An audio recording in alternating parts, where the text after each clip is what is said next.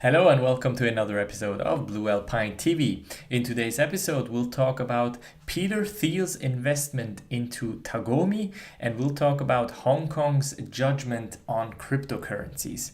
So let's jump right into this first news story. We are talking about Peter Thiel's Founders Fund looks to bring big investors to cryptocurrencies. So Peter Thiel, as you know, we've mentioned him a couple of times in this show. He is a big name investor from Silicon Valley. He has very early invested into Facebook and has also, I think, either co-founded or invested into a company like Palantir, and has made some big bets with different technology companies and was really successful with his investments. He was actually, I think, a co-founder of PayPal, so he co-founded PayPal back in the day. And his opinion on cryptocurrency is quite interesting.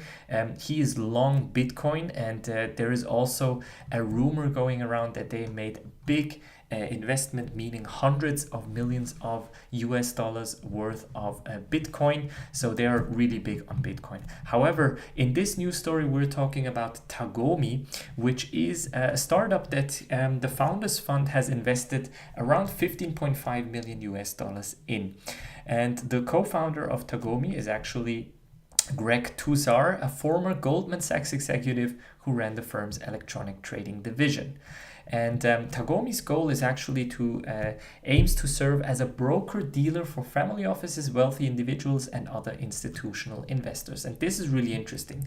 We've talked a bunch of times about institutional investors coming into crypto and how exactly that will look. And this is exactly how it will work.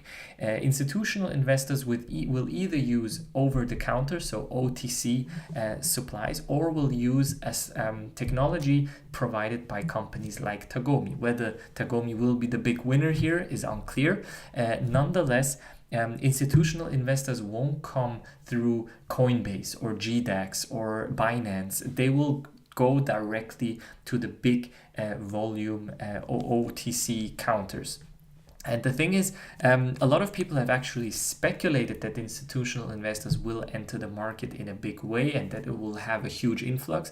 But as you know, and we've talked about this as well here in this show, over-the-counter buying and selling actually doesn't have a lot of effect on the price, because you're setting and agreeing on a certain price and you're buying it for that amount, and it is not reflected in the exchanges that you and I are using. So this is a huge deal. Tagomi has reportedly raised 15.5 million, and it is unknown how much of that backing comes from Founders Fund. And what they're developing or using is kind of trading tools or building trading tools that automatically route large orders through a dozen exchanges, as well as over-the-counter trading platforms called dark pools.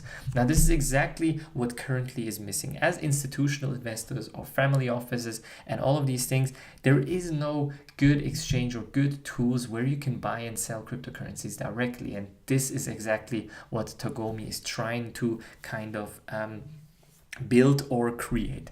Exactly how they will do it or how the tools will look, we will see. It is still a bit unclear, and it is also unclear how much Founders Fund has invested into them. But it is very clear that Founders Fund and Peter Thiel are very bullish on cryptocurrencies in general, or at least especially for Bitcoin. But I mean, you have to see, these are kind of venture capitalists always hedge their investments by investing into a bunch of different companies. So if Founders Fund is investing into Bitcoin and also into Tagomi and also into, let's say, a DApp startup or a DApp platform or anything like this, then they're kind of hedging their different investments, and you have to understand.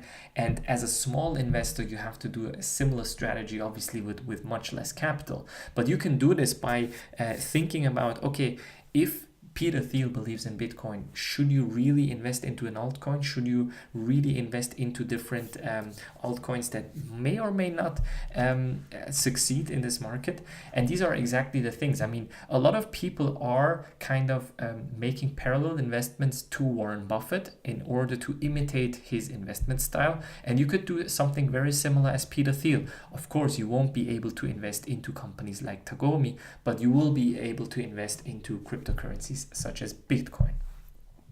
Now, next up, we have this interesting story from Hong Kong. It says Bitcoin has no visible impact on financial crime, Hong Kong government. Oftentimes, skeptics in the Bitcoin and cryptocurrency area tout Bitcoin as kind of this cryptocurrency or currency used by criminals to finance illegal trade and all of these things, drug dealing, weapon dealing, all of these things.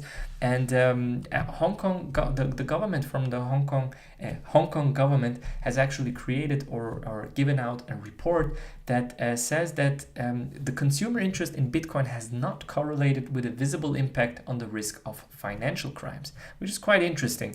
Officials made this claim in the government's annual money laundering and terrorist financing risk assessment report, which said that Bitcoin and other virtual commodities, VCs, currently present a medium-low risk to the government's ability to prevent and prosecute financial crimes. Now, this is very specific to financial crimes. Still, we have kind of discussed in the previous episodes that Bitcoin is actually not used a lot in illegal or dark web trading. Currently, it's actually, I think in Eastern Europe, it's a Litecoin. Then we have something like Monero. So these are kind of the coins that are used more often. Could also be kind of because of pricing.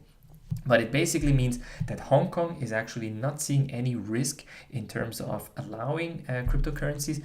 Now, as you know, Hong Kong is kind of their own entity, so it's kind of independent from China when it comes to certain decisions.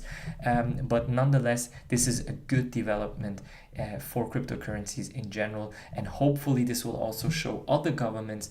I mean, they can launch reports like this and they will see that financial crimes should not increase because of Bitcoin usage. Now, that being said, I still believe that cryptocurrencies and Bitcoin actually will cause some uproar regarding financial crimes. There will be the next huge Ponzi scheme, the next Bernie Madoff or the next BitConnect will happen with cryptocurrencies. I am absolutely sure about that. So you have to be careful, do your own research, follow our analysis, be it the quick analysis in the free Telegram chat or on bluealpineresearch.com, where we go in depth and actually analyze different cryptocurrencies for you and your research. And yeah, with that, guys, we're already at the end of today's episode. Make sure to like this video, subscribe to the channel, subscribe to the podcast, and join the Telegram channel. I will see you on the next one tomorrow. Bye.